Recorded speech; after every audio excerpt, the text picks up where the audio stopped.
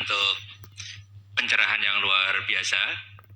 Kita masih punya waktu 28 menit.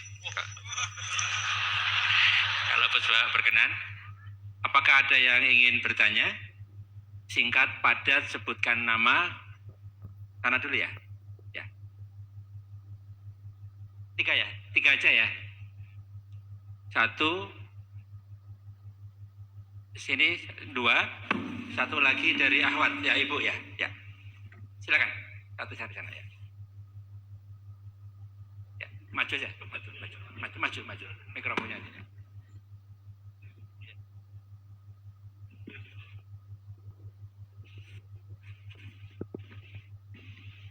Bismillahirrahmanirrahim. Assalamualaikum warahmatullahi wabarakatuh.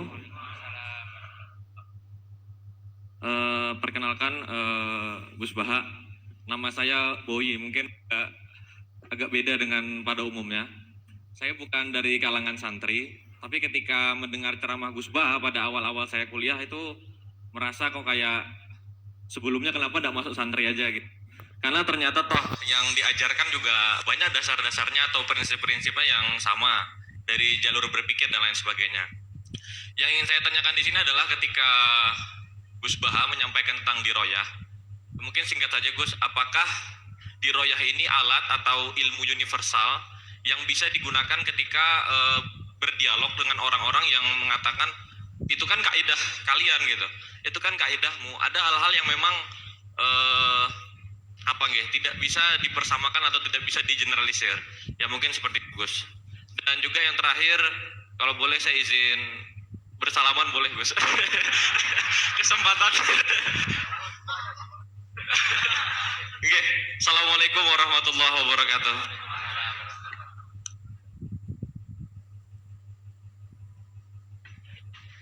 Baik, kita kumpulkan dulu satu lagi ya.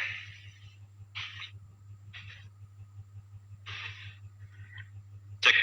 Bismillahirrahmanirrahim. Assalamualaikum warahmatullahi wabarakatuh. Ya, perkenalkan saya Taufik Satrio, biasa dipanggil Tosa. Ya. Ya. Singkatan. Baik, langsung saja mungkin untuk pertanyaannya.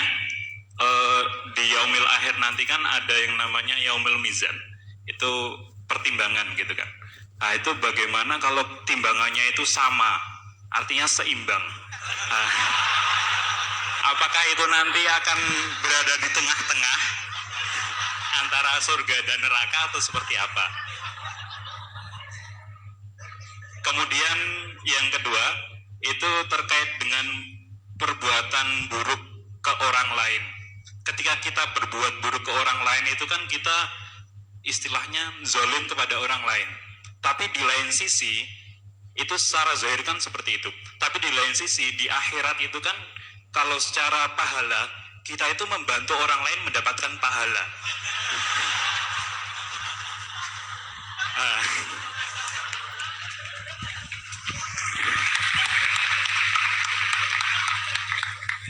Jadi, seperti apa Gus? Terima kasih. Assalamualaikum warahmatullahi wabarakatuh. Terima kasih Mas Tosa ya. Silakan Ibu ya.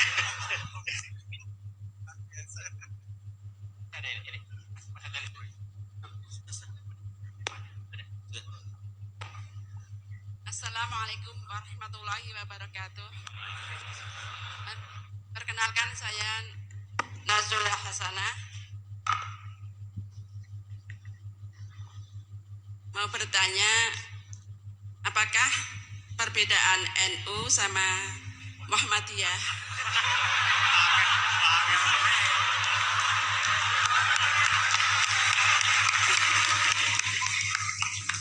Tadi kan dijabarkan, terus dalam sholat subuh itu kan ada yang pakai doa kunut, ada yang enggak. Tolong jabarkan. Wassalamualaikum warahmatullahi wabarakatuh. Waalaikumsalam. Baik Gus, ini ada 3 penanya. Mas Boy tadi terkait dengan diroya, apakah ini universal, termasuk untuk yang non muslim bahkan gitu kan. Kemudian yang kedua dari Mas Tosa, hisab yang seimbang Gus, kasusnya gimana ini. Yang kedua terkait dengan kalau berbuat buruk kan membuat pahala untuk yang bersangkutan itu. Seperti orang puasa dikasih minum gitu kan ya. Ya. Terus kemudian puasanya ini beda antara NU dan MU, kira-kira itu ya. Silakan Mas ya.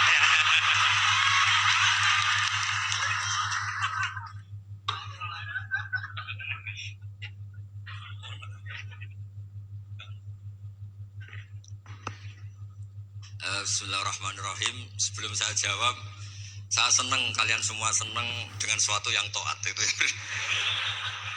Banyak orang untuk senang nunggu maksiat dulu. Mungkin melihat perempuan yang tidak mahram, melihat suatu yang maksiat. Jadi ini spesial. Majelis ilmu tapi nopo senang. Ini sesuai rencana Tuhan dah. Seorang itu senang dengan taat, senang dengan ilmu. Ini luar biasa, no? Luar biasa. Tadi pertanyaannya kalau diroya. Jadi Islam itu agama untuk logika objektif. Jadi diroya itu ya global, universal. Misalnya saya beri contoh Tuhan yang satu. Itu dulu, saya ulang lagi, dulu itu ada imam namanya Imam Amudi. Itu pengajar matematika, Mas Boy. Pengajar matematika. Itu kan gak lazim, tapi kiai kok pengajar apa? Singkat cerita, ini cerita keramat. Kalau kalian gak paham ya keramat sendiri. Jangan gak paham menentang. Singkat cerita, di antara keramat beliau itu Allah itu nyuruh para malaikat disuruh ngaji matematika sama dia. Ngaji tauhid, tapi disebut sama Allah ngaji matematika. Ternyata apa? Cara ngajarkan gini. Misalnya ngajarkan di titik angka 2, 3 sampai 1 miliar 1 triliun. Nisbatus naini ila ma la nihayatalah. Itu nisbatul fard asli. Angka itu entah 2, entah 3, entah 1 miliar, semuanya dibanding angka 1 itu namanya cabang. Tetap yang al-aslu itu angka 1. Itu otak siapapun itu akan ikrar dengan logika tadi. Bukan kita Muslim. Semuanya akan tahu angka berapapun jumlahnya, tetap asal usulnya angka 1. Terus dia gambar, ya gambar apa saja, gambar masjid, apa gambar sapi atau gambar apa saja, dimulai 1 titik. Gambar ruwet maupun gak ruwet tetap saja dimulai 1 titik. Nuktotul wujud. Jika kalau zaman saya ngaji, Pak Rektor ngaji dulu diterangkan semua makna Quran ada di Fatihah, Fatihah ada di Bismillah ya, Bismillah itu ada di titiknya, titik nyabak. Lah kenapa ini hebatnya Quran? Kenapa dimulai dari 1 titik? Untuk maklumatkan semua alam raya ini dimulai dari 1 titik, yaitu wujud Allah. Logika seperti itu kan orang nggak terima gimana? Bu, gambar seruat apapun dimulai dari mana coba? 1 titik. Angka sebesar apapun dimulai angka apa? 1. Jadi diroyah itu ya universal gitu maksudnya. Ya gitu Mas Boy ya. Jadi diroyah itu universal. Ya soal ada yang belum dapat hidayah apa itu nomor 2, tapi logika yang dibangun Islam itu. Terus pertanyaan kedua apa? Draw tadi, bisa. Kamu ingin draw? Ini kasih nih, nggak pernah ngaji Quran itu. Di antara yang diterangkan Quran detail itu Ashabul A'raf apa? Ashabul A'raf, orang yang baiknya sama buruknya itu imbang. Itu sudah disediakan nanti di surga itu ada pagar. Kamu ingin di situ? Pagar pembatas apa? Pagar pembatas di surga enggak, neraka enggak. Jadi kejadian surga dan neraka itu gini, tak terangin ya. Jadi kira-kira gini, kan hisab itu hanya rubu'un nahar, sekitar 2 jam, 2 jam setengah selesai. Jadi 1 dunia ini dihisab Allah, hanya Allah butuh waktu 2,5 jam. Rubu'un nahar. Kenapa gitu Pak Rektor? Karena semuanya datang ini sudah terindikasi dan itu sudah jelas. Misalnya orang yang soleh banget, wajahnya bersinar, bahkan semua tubuhnya bersinar. Yas'anuruhum baina aidihim, yang pas-pasan, ya sinarnya pas-pasan. Sehingga nanti yang punya sinar cukup di kanan, yang kelip-kelip agak ini, yang rawan kesaruk ini, yang gelap gulita langsung di kiri. Nah itu terus faduri babenahum bisuril lahubab, terus Allah langsung bikin pagar. Nah yang rawan kesaruk pagarnya yang kelip-kelip tadi, yang temangsang ini, karena yang jelas hitam di kiri, yang jelas putih kanan, yang abu-abu ini sama malaikat digaruk saja. Nah terus temangsang di Araf itu. Nah, terus setelah dipagar ini dia punya kegiatan. Kalau melihat neraka bilang Rabbana srif anna adzaba jahannam. Kalau melihat surga ya Allah, ma kuntu asqa khalqik. Saya ini hamba Engkau yang tidak paling sial dan Kau Maha Rahman. Tolong saya jangan dihadapkan ke neraka lagi. Karena itu menyiksa. Sabar. Wa akhraqat akaha. Ya, ketika melihat neraka itu dia komentar, ya Allah, neraka ini begitu merusak wajah saya. Hawa panasnya itu sudah menghancurkan semua, baunya juga gak enak. Saya minta saya dihadapkan ke surga bersama Allah, tapi kamu tidak minta lagi kan? Tidak, saya hanya minta itu tok. Gitu. Nah ini saya pandu, kalau kamu ngalami tak pandu. Kalau kamu ngalami tak pandu. Sama Allah terus diberi janji supaya tidak minta yang lain. Tidak, saya tidak akan minta lagi. Terus melihat surga.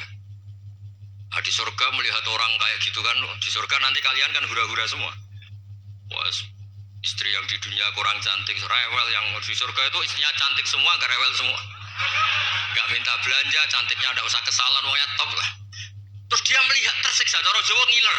Weh, masa ngelihat dok? Akhirnya ya lama-lama berani ngajukan, ya Allah masa ngelihat dok? Gitu. Dikasih masuk gitu. Ya, terus tapi kamu kan janji tidak minta lagi. Ya terus ngerayu-ngerayu Tuhan lagi. Akhirnya walhasil nanti kalau betul-betul Araf itu nasibnya akhirnya masuk surga. Tapi tadi digarap dulu lah, dikerjain dulu. Itu lama sekali perjalanannya, memang lama sekali. Nah soal orang membunuh itu, apa contohnya tadi? Berbuat buruk sama orang lain, ya apapun lah. Berbuat buruk sama orang lain itu, kalau faktanya nanti tobat, Allah yang bisa ngelola itu. Makanya Nabi pernah senyum-senyum, pernah tertawa-tawa. Sungguh ketika Allah menghendaki rahmatnya itu semuanya indah. Yaqtulul qatil fayatubu hadza. Jadi ada orang yang saya membunuh, terus dia tobat serius. Kemudian al-maqtul yang dibunuh ini masuk surga karena madlum. Qatilnya karena tobat serius juga masuk surga. Ya begitu juga di kedoliman-kedoliman yang lain. Jadi ya makanya tobat itu penting sekali. Ya taruh saja begini yang terkenal ya, contoh Wahsy itu jelas di surga karena syahid dibunuh Wahsy. Apa Hamzah lah. Hamzah ini jelas di surga karena matul syahidan, dibunuh secara syahid oleh Wahsy. Tapi karena Wahsy tobatnya serius, nanti juga di surga. Begitu juga keburukan-keburukan yang lain. Jadi tobat ini misalnya ada orang hartanya dicuri. Tentu yang dicuri ini kalau dia orang baik, ya mungkin secara formal lapor polisi, tapi kalau dia orang baik mungkin ridho lah, sudah itu sudah ridho kan. Berkahnya ridho, dia menjadi orang baik karena ridho diuji Allah, hartanya apa? Dicuri. Kemudian yang mencuri tobat, entah harta itu dikembalikan, entah dikasihkan masjid sebagai amalnya yang dicuri, entah apa-apa, Allah ngasih tobat orang ini. Kemudian sama-sama jadi orang baik, kemudian sama-sama di surga. Makanya itu Nabi sampai senyum-senyum, betapa rahmatnya Allah tidak terbatas. Soalnya betapa rahmatnya Allah tidak terbatas. Bahkan qatil sama maktul bisa ngopi di surga bareng tadi itu. Karena ya tadi masyhur itu. Yang paling legenda dalam sejarah Islam kan, saya pernah membunuh orang yang sangat dicintai Rasulullah. Sebagai tobat saya akan membunuh orang yang paling dibenci Rasulullah. Singkat cerita, Wahsy ini menangi bunuh Musailamah al-Kadzdzab, orang yang ngaku-ngaku nabi yang merusak tatanan apa? Islam. Apapun itulah, cerita-cerita apapun itu. Makanya saya sering cerita, kalau preman pasar itu tobat, bu, jangan nyapu masjid. Tobatnya tetap di pasar, yang dulu pasar gak aman karena dia, sekarang aman karena dia. Jangan tobat terus nyapu di pasar, pasar diganti suksesennya, pengganti. Itu gak fair apa? Jadi kalau tobat itu harus seimbang dengan zaman salahnya. Zaman apa? Kayak Umar. Ketika dia kafir itu orang Islam dibikin takut. Terus ketika dia Islam, gantian orang kafir dibikin takut. Pertama dia Islam langsung marahnya Abu Jahal pulang. Awas kalau ganggu Rasulullah, ngadepin saya. Itu fair. Kenapa? Fair. Jangan tobatnya bikin orang takut, lah tobat ke masjid nyapu. Yang di pasar diganti penggantinya tetap gaduh. Gak boleh. Harusnya kalau lama bikin pasar takut, ya sekarang lama bikin pasar apa? Aman. Itu tobat yang apa? Seimbang. Ya kira-kira gitu ya. Nanti tak pandu kalau sudah di Arab. Terus gimana? Yang ketiga NU sama MU. Satu itu beda seragamnya dan logonya.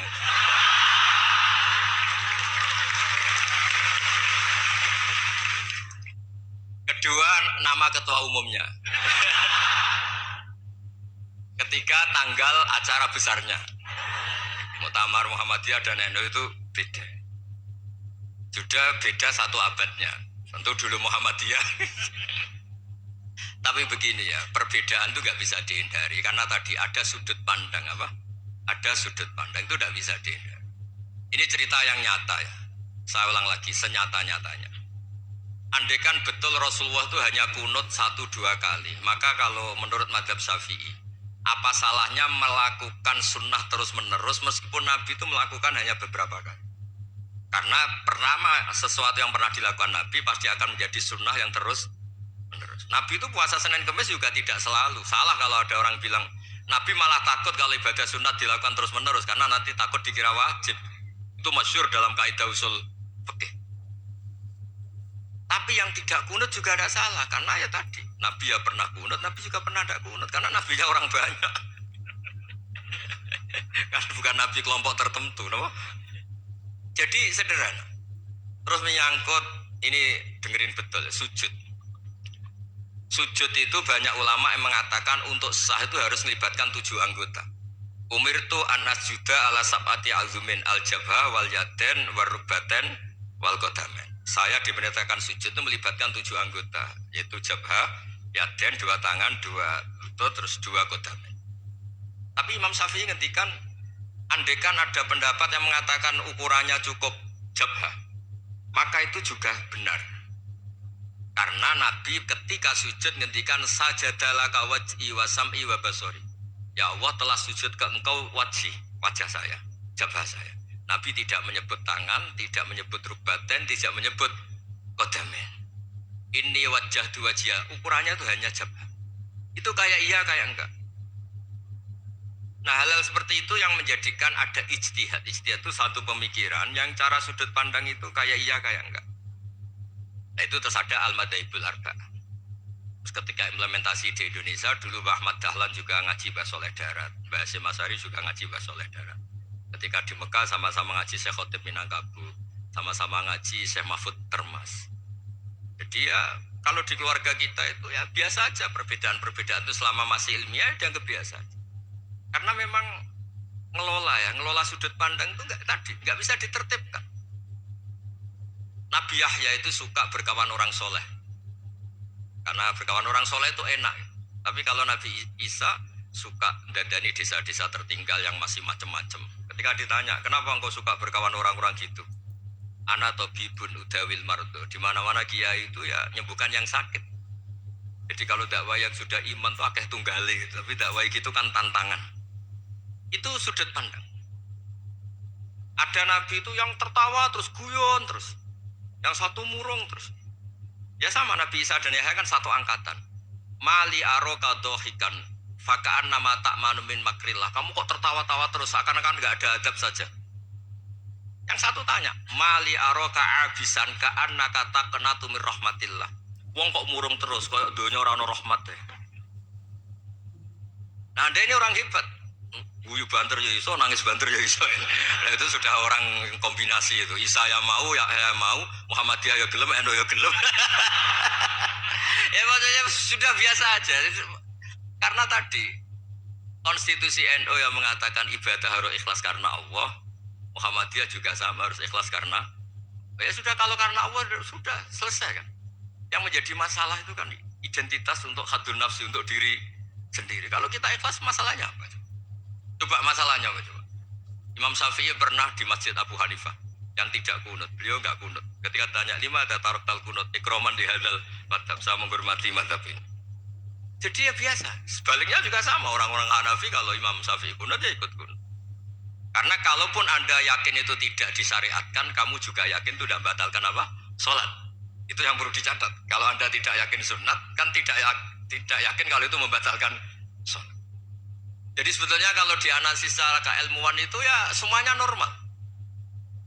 Karena tadi Rasulullah itu al-bahrul muhit, Nabi itu lautan yang luas sekali. Orang akan mengambil air sesuai kapasitas masing-masing dan akan merasakan kualitas air juga sesuai kapasitas masing-masing. Orang yang sangat haus melihat air seteguk ini luar biasa. Tapi yang tidak haus mungkin melihat itu biasa-biasa saja. Jadi makanya saya mohonlah, sudahlah itu biasa aja, apalagi secara sanad ya sama, secara tradisi sama. Ya soal perbedaan harus dengan NU, antara Muhammadiyah juga biasa beda. Mungkin di UI antar rektorat juga beda-beda. Yang satu suka dekat rektor, yang satu suka enggak. Monggo asal itu niatnya ikhlas. Terakhir saya beri cerita, ada sahabat ditanya, "Sifli wajah Rasulillah." Coba tolong saya ceritakan wajahnya Nabi kayak apa. Sahabat tuh nangis senangis-nangisnya. Kenapa engkau menangis? Saya itu tidak pernah melihat wajah Rasulullah SAW. Loh kenapa? Engkau kan sahabat. Sungkan. Sebagai bentuk penghormatan saya tidak berani melihat wajahnya. Sebagai bentuk penghormatan pada waktu Nabi, saya tidak berani sowan. Nabi di dalam punya keluarga, punya istri, punya cucu. Kalau saya sowan tuh ganggu. Ya masuk akal. Bentuk hormat itu tidak ganggu kan. Tapi ada orang-orang yang bentuk hormat, bentuk sayang itu sering datang ke majelis Nabi. Sama-sama masuk akal, bisa didebat gimana? Sama-sama masuk akal. Ya sudah, itu ijtihad, maksudnya itu ijtihad, itu sudah sama-sama masuk akal. Abul Hasan Asyadili itu kalau kemana-mana pakai mobil mewah, pakai baju mewah. Ketika ditanya, Anda ini ulama kok pakaiannya mewah, mobilnya mewah, dan uang ra kepikiran nyangoni ya. Nah, tapi aku tawaduk melas. Terus dibalik numbalmu sakit. Gue nang ra iso mulai ya ini. Ya tapi misalnya semua gitu mesti ada yang salah paham, itu keangkuhan. Tapi kalau semuanya kelihatan gembel, nanti orang trauma jadi kiai. Takut kayak itu. Ya sudah, itu wilayah istihad, sudah tidak usah ya, pokoknya sudah, yang penting ikhlas. Anda berani tanggung jawab nanti ketika ketemu Allah Subhanahu wa taala. Assalamualaikum warahmatullahi wabarakatuh.